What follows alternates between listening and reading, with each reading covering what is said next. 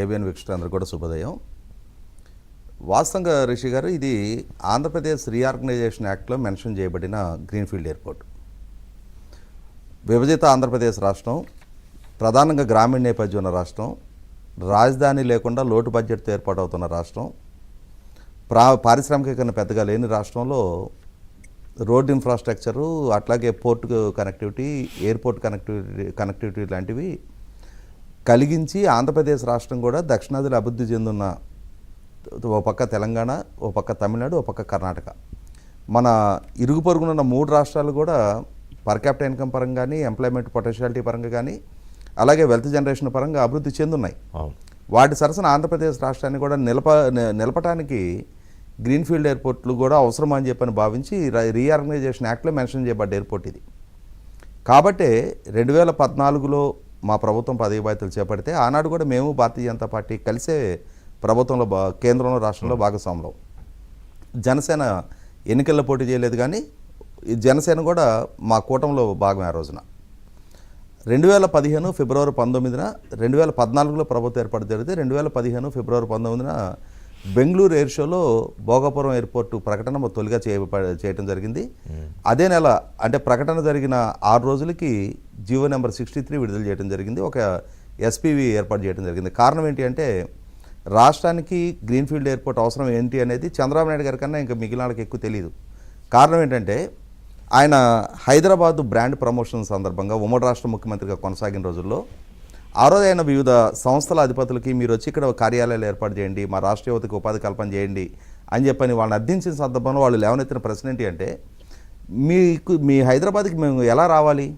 అయితే ఢిల్లీయో బాంబేలోనే దిగి రావాల్సి వస్తుంది కదా, మీకు డైరెక్ట్ మా అంటే ఫారిన్ నుంచి వచ్చే ఫ్లైట్లో ల్యాండ్ అయ్యే ఎయిర్పోర్ట్ కనెక్టివిటీ లేదు కదా అన్నప్పుడు, నాడు వాజ్పేయి గారి ప్రభుత్వంలో వాజ్పేయి గారికి వివరించి చెప్పి ఆ అవసరాలని ఓపెన్ స్కై పాలసీ తీసుకురావడంలో, అలాగే జిఎంఆర్ ఇప్పుడు ప్రస్తుతం ఉన్న శంషాబాద్ ఎయిర్పోర్ట్ కళ సాకారం కావడంలో చంద్రబాబు నాయుడు గారి కృషి మరవలేంది. ఇక్కడ గమనించుకుంటే చంద్రబాబు నాయుడు గారి ప్రభుత్వ హయాంలో టెండర్ ప్రక్రియ వరకు పూర్తయింది. 5,000 ఎకరాలు ఆ రోజు దేవేంద్ర గౌడ్ గారు రెవెన్యూ మినిస్టర్గా ఉండి హైయెస్ట్ కాంపన్సేషన్ రైతులకు కూడా ఆ రోజు ఎకరం ₹1,00,000 లోపు, శంషాబాద్ ఎకరం ₹1,00,000 లోపు ఖరీదు ఉన్న దగ్గర ఎకరం ₹3,00,000 కాంపన్సేషన్ వాళ్ళకి ఇస్తే వాళ్ళు కూడా సంతోషంగా, ఎందుకంటే ఇక్కడ ఎకరం ప్రభుత్వానికి ఇస్తే వాళ్ళు దూరంగా వెళ్ళి తలా 5-6 ఎకరాలు కొనుక్కోగలిగారు. ఆ 5-6 ఎకరాలు ఇక్కడ ఎయిర్పోర్ట్ నిర్మాణం జరిగిన తర్వాత కోట్లకి వాళ్ళని చేర్చగలిగినాయి. అంటే విన్ విన్ సిచ్యువేషన్లో రైతులు కూడా ఇబ్బంది పడకుండా ఆ ఎయిర్పోర్ట్ నిర్మాణాన్ని సుసాధ్యం చేయడంలో చంద్రబాబు నాయుడు గారి కృషి, దాని ఇంపాక్ట్ ఇవాళ హైదరాబాదులో ఇవాళ ఎంప్లాయ్మెంట్ జనరేషన్కి కానీ, ఇక్కడ వెల్త్ క్రియేషన్కి కానీ, ఇవాళ హైదరాబాద్ ముఖ చిత్రం, తెలంగాణ ముఖ చిత్రం కూడా ఎలా మార్పు చెందింది అనేది మన కళ్ళ ముందు ఉన్న వాస్తవం. దీన్ని దృష్టిలో పెట్టుకునే చంద్రబాబు నాయుడు గారు ఆంధ్రప్రదేశ్ రాష్ట్రానికి కూడా అటువంటి ఫెసిలిటేషన్ ఉండాలి అనే ఉద్దేశంతో సుదీర్ఘ తీర ప్రాంతాన్ని దృష్టిలో పెట్టుకొని పోర్ట్ కనెక్టివిటీ పెరగాలి, లాజిస్టిక్ హబ్గా అభివృద్ధి చెందాలి. అలాగే రాష్ట్రాన్ని ఇవాళ మేము ప్రయారిటైజ్ చేసి 3 ఎకనామిక్ రీజన్స్గా, Visakha economic region, Amaravati economic region, Tirupati economic రీజన్లుగా విభజించి 3 ప్రాంతాల్లో ఉన్న అక్కడున్న మెరిట్స్ బేస్ చేసుకొని డైవర్సిఫైడ్ అభివృద్ధికి ప్లాన్ చేస్తూ ఉన్నాం. అది ఇవాళ రాష్ట్రంలోకి వస్తున్న లక్షలాది కోట్ల రూపాయల పెట్టుబడులను కూడా రాష్ట్ర వ్యాప్తంగా ఎలా డీసెంట్రలైజ్డ్గా మేము గ్రౌండింగ్ చేస్తున్నామో కనిపిస్తూ ఉంది. ఇటువంటి పరిస్థితుల్లో ఆనాడు హైదరాబాదు ఎప్పుడు 1995 తర్వాత ఉమ్మడి రాష్ట్ర ముఖ్యమంత్రిగా చంద్రబాబు నాయుడు గారు ఏ సమస్యను ఎదుర్కొన్నారో 30 సంవత్సరాల తర్వాత ఆంధ్రప్రదేశ్ రాష్ట్రానికి ఇవాళకి అదే పరిస్థితి.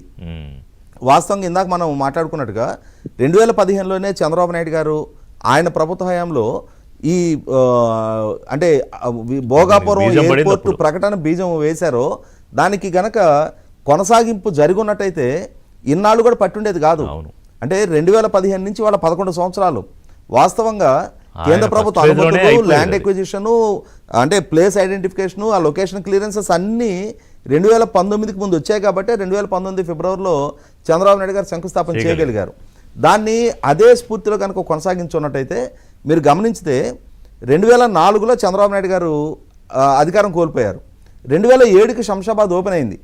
కారణం ఏంటి అంటే, తర్వాత వచ్చిన రాజశేఖర రెడ్డి గారి ప్రభుత్వం ఆ స్ఫూర్తిని కొనసాగించి ఆ నిర్మాణాన్ని కంటిన్యూ చేశారు. కాబట్టి 2007కి ఆ ఎయిర్పోర్ట్ ఓపెన్ కూడా అయిపోయింది. ఇదే స్ఫూర్తి జగన్మోహన్ రెడ్డి కూడా కొనసాగించున్నట్టయితే ఇవాళ 2026 దాకా మనం వేచి చూడాల్సిన నష్టం ఉండేది కాదు. అతని పాలనా హయాంలోనే ఆ ఎయిర్పోర్ట్ నిర్మాణం మళ్ళీ ఆయన ఇంకోసారి శంకుస్థాపన చేశాడు 2023లో.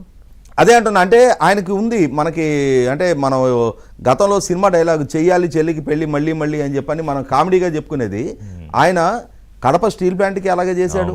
ఇవాళ పోలవరం ప్రాజెక్టు విషయంలో కూడా సక్సెస్ఫుల్గా నడుస్తున్న టెండర్ని రద్దు చేసి మళ్ళీ టెండర్లని మళ్ళీ రివర్స్ టెండర్లని పనుల్ని ఏ విధంగా స్తంభింపజేసింది. దాని పర్యవసానం ప్రాజెక్టుల జస్టేషన్ ఎంత లేట్ అయింది మనం చూస్తున్నాం.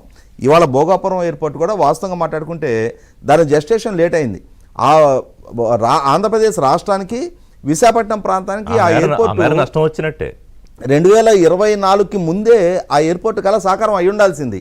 కనీసం ఇప్పటికైనా కూడా అది కూడా అతను అధికారానికి దూరం అయ్యి మళ్ళీ చంద్రబాబు నాయుడు గారు నాయకత్వంలో ఎన్డీఏ కూటమి ప్రభుత్వం బాధ్యతలు చేపట్టిన తర్వాత ఇవాళ ఎంత వేగంగా పనులు కొనసాగింది.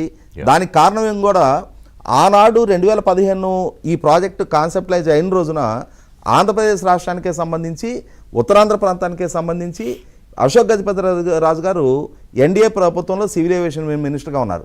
ఇవాళ అదే ప్రాంతానికి సంబంధించిన రామ్మోహన్ నాయుడు గారు సివిల్ ఏవియేషన్ మినిస్టర్గా ఉన్నారు. కాబట్టి ఆనాడు అనుమతులు రప్పించడంలో అశోక్ గారు వేగవంతంగా అనుమతులు రప్పించగలిగారు.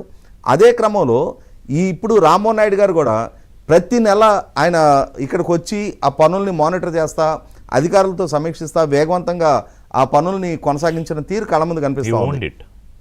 ఇక్కడ ఇంకొక అంశం కూడా చెప్పుకోవాలండి. ఈ ప్రాజెక్టు అంటే ఈ స్థాయిలో ఎమర్జ్ అవడానికి అశోక్ గజపతి రాజు గారు మాన్సాస్ ట్రస్ట్ నుంచి రీసెంట్గా 135 ఎకరాలు అంటే ఈ ఎయిర్పోర్ట్కి అనుబంధంగా స్టాఫ్ ట్రైనింగ్ ఇన్స్టిట్యూట్ ఒకటి అక్కడ ఏర్పాటు చేస్తూ ఉన్నారు. 1000 కోట్ల ఖరీదు చేసే భూములు వాళ్ళ మాన్సాస్ ట్రస్ట్ నుంచి విరాళంగా ప్రభుత్వానికి ఇచ్చారు. అంటే ఇవాళ సహజంగా ఏమంటారంటే మనం 1000 కోట్ల రూపాయలు మనం చూస్తుంటాం కదా, ఏదైనా కంట్రిబ్యూట్ చేస్తే వాళ్ళ పెద్దల పేర్లు పెట్టాలని ఆశిస్తారు.